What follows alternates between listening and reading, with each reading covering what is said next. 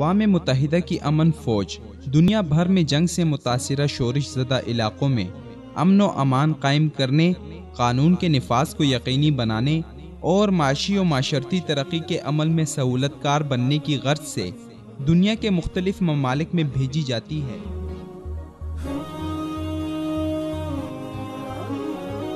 اس امن فوج میں دنیا بھر کے ممالک کے فوجی دستے شامل ہوتے ہیں۔ اقوام متحدہ کی فوجیوں پر 21 ممالک کی جانب سے 99 الزامات لگ چکے ہیں۔ انسانی حقوق کی بین الاقوامی تنظیمیں ایک اور مطالبہ کر رہی ہیں کہ امن فوج میں شامل ان فرانسیسی فوجیوں کا احتساب کیا جائے جنہوں نے حال ہی میں وسطی افریقہ میں اپنے قیام کے دوران مختلف عمر کی درجنوں افریقی لڑکیوں کی آبروریزی کی۔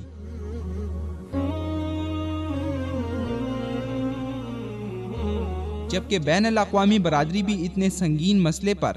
مجرمانہ خاموشی اختیار کیے ہوئے ہیں۔ اقوام متحدہ کی امن فوج کی مجرمانہ سرگرمیاں۔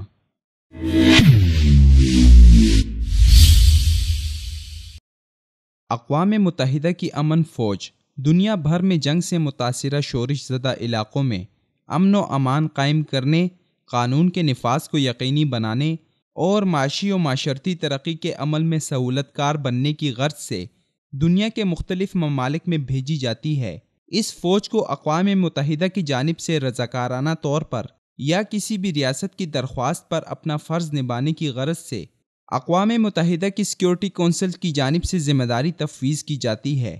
اقوام متحدہ کے امن دستے دنیا بھر میں ایسے ممالک کے مجبور و مظلوم عوام کی دادرسی کے لیے تعینات کیے جاتے ہیں جہاں شورش ہو یا اندرونی طور پر حالات قابو میں نہ آ رہے ہوں۔ اس امن فوج میں دنیا بھر کے ممالک کے فوجی دستے شامل ہوتے ہیں جن کا امتیازی نشان نیلا ہیلمٹ ہے، اور 29 مئی کو ہر سال international day of united nation peacekeepers منایا جاتا ہے۔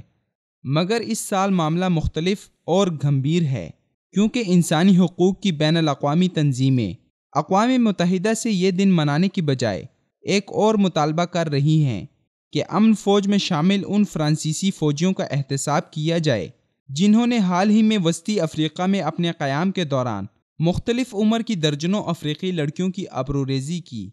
مگر کہانی اس واقعے تک ہی ختم نہیں ہوتی، بلکہ الزامات کی ایک لمبی فہرست ہے جو امن فوج کے دستوں سے منسوب کی گئی تھی۔ اقوام متحدہ کے سیکریٹری جنرل بان کی مون کی مرتب کردہ ایک رپورٹ کے مطابق اقوام متحدہ کی فوجیوں پر 21 ممالک کی جانب سے 99 الزامات لگ چکے ہیں۔ ان الزامات کے مطابق موزمبیق، گانا، وسطی افریقہ اور موراکو جیسے پسماندہ ممالک میں 13 سال تک کے بچوں اور بچیوں کے ساتھ زیادتی کے علاوہ پناہ گزینوں کو خوراک کے بدلے اپنے ناجائز مطالبات کی منظوری شامل ہے۔ اقوام متحدہ کی یہ امن فوج بوسنیا، کانگو